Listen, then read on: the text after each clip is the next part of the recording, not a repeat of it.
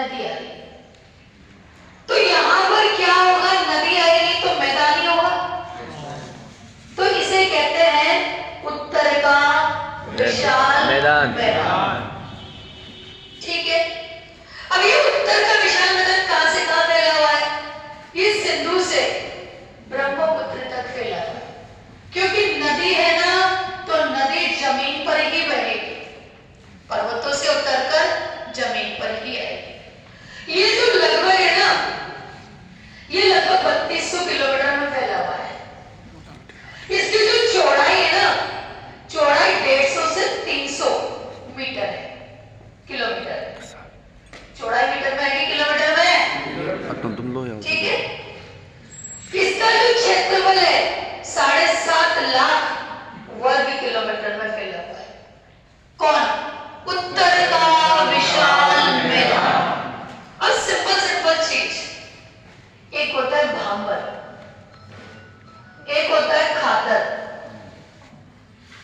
भांबर के बाद होता है तराई, तराई के बाद होता है खादर, खादर के बाद होता है बांगर, बांगर के बाद होता है रेह, रेह के बाद होता है कलहर, कलहर, रेह और कलहर एक ही होता है, रेह और कलहर। इसके बाद होता है भूड़ और इसके बाद होता है डेल्टा। क्या होता है? अब मैं कोशिश ये करती हूं कि तुम्हें एक एक शब्द से परिचित करवा दूं। देख रहे हो बेटा, इधर देखिए। ये मैंने बोला आपको ये पर्वत है, मैंने बोला ये पर्वत है। अब पर्वत आ रहा है, पर्वत के नदियां आ रही है। अब नदी आ रही है बच्चों, तो अपने साथ पानी नहीं ला रही, कंकर पत्थर भी ला रही है। पानी भी ला रही है, कंकर पत्थर भी ला रही है। ये कंकर पत्थर भी ला रही है। नदी नीचे उतर कर आई, हिमालय से नीचे उतर आई, हिमालय के गिरिपद, गिरिपद होता है हिमालय के पेड़, गिरिपद होता है मतलब पेड़, यहां आई नदी, यहां आई, अपने साथ कंकर पत्थर भी लेकर आई और इस जगह को कहेंगे भांबर। क्या कहेंगे? भाबर, भामर एक ही होता है। ठीक है। अब नदी यहां आ रही है तो थोड़ा सा और नीचे चलो। कभी कभी तुमने देखा होगा, जब नदी आई, नदी यहां से, यहां से नदी आ रही है, तो नदी आके ये यहां पानी पानी दिखने लगा, पानी दिखने लगा, तो ये हिस्सा हो जाएगा तराई। इसे बोलते हैं जलोढ़ पंख, इसे बोलते हैं मच्छर पेटी। कुछ अगर नदी जैसे यहाँ आ रही है ना, कभी पहाड़ में गए हो, जंगलों में गए हो, तो वहां ऐसा लगता है पानी की आवाज अंदर से आ रही है, नदी दिखेगी नहीं, नदी विलुप्त हो जाती है, पर पुनः थोड़े दूर जाने पर वो नदी का पानी दिख जाता है, तो उससे बोलते हैं तराई। पहाड़ी एरिया से आई, नदी विलुप्त हो गई, पर पुनः सरिता दिखाई देने लगी, दैट इज द तराई। तराई का मतलब है पानी, और जहां पानी होगा मच्छर तो होंगे। और विश्व में एकमात्र ऐसा देश है जहां कोई मच्छर नहीं है, उसका आंसर है फ्रांस। एक भी मच्छर? बिल्कुल, एक भी मच्छर नहीं फ्रांस। अब ध्यान रखना, देखो इधर देखो, इस साल पानी आया, बहुत पानी आया, कंकर पत्थर भी आया। अब ये ऊपर वाला हिस्सा था, यहां तक पानी आ गया, पानी आ गया ना, तो ये क्या हो गया? खादर। क्या हो गया? खादर। अब मान लो इस साल तो पानी आया, 5-6 महीने बाद पानी सूख गया, रेत आकर यहाँ पर जमा हो गई, रेत आकर जमा हो गई, और दूसरे साल नदी ने अपना मुहाना ही बदल लिया। अब यहाँ पानी कभी नहीं जाएगा,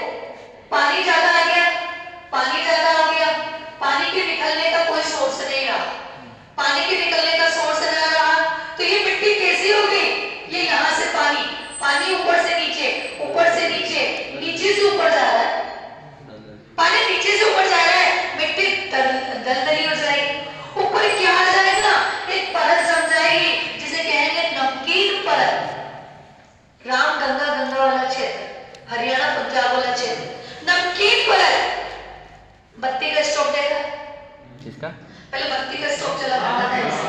हाँ हाँ ऐसे बत्तियां होती थी, नीचे केरोसिन डला हुआ रहता था। वो केरोसिन से बत्तियां अपन ऊपर जला के अपना रसोई का काम करते थे। उसी तरह इस केशिकाकर्षण के माध्यम से ये खनिज तत्व मिट्टी में आकर इस मिट्टी को बिगाड़ देते हैं और इस जगह को कहते हैं रेह या कलवर। क्या कहेंगे?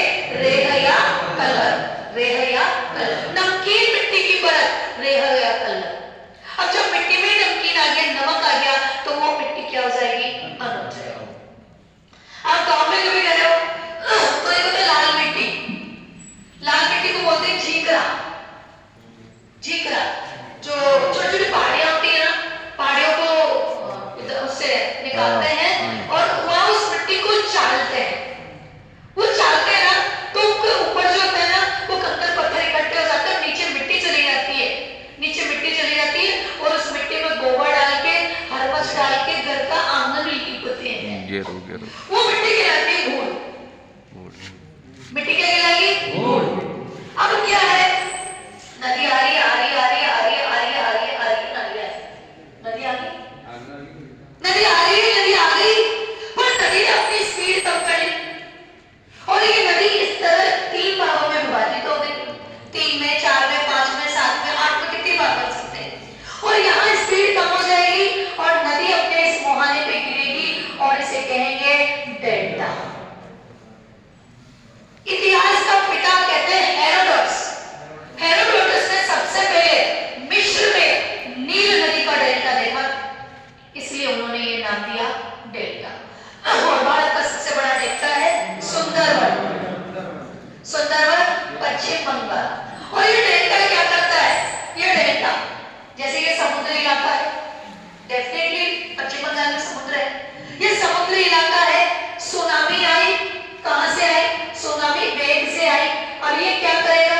सुनामी इस तरह से घूमेगी घूमेगी, यहाँ सुंदरी वृक्ष होते हैं, सुंदरी वृक्ष की जड़ें ऐसी गहरी होती है, तो ये सुनामी को आगे बढ़ने से रोकता है। और ये तुम्हारा कंप्लीट हो गया उत्तर का विशाल मैदान। इसमें भारत की सबसे ज्यादा जनसंख्या निवास करती है। इसमें भारत के सभी प्रकार के वृक्ष पाए जाते हैं। नीम, अर्जुन, बबूल, जितने भी चंदन, जितने भी आपका सागवान, साल, टीक, जितने भी इमारती वृक्ष है इसमें पाए जाते हैं। मैदान होगा ना, तो मैदान में सबसे ज्यादा उपज भी यही होगी। आप जानते हो सबसे ज्यादा गेहूं यूपी में और पंजाब में, तो ये वाला इलाका ही आएगा। और उत्तर के विशाल मैदान इसलिए समृद्ध है, सर्वाधिक जनसंख्या रहती है, सबसे कम क्षेत्रफल है, मैदानी इलाका है, इमारती वृक्ष पाए जाते हैं, आर्थिक रूप से उन्नत है, इसलिए ये प्रसिद्ध है। और ये कंप्लीट हुआ उत्तर का विशाल मैदान।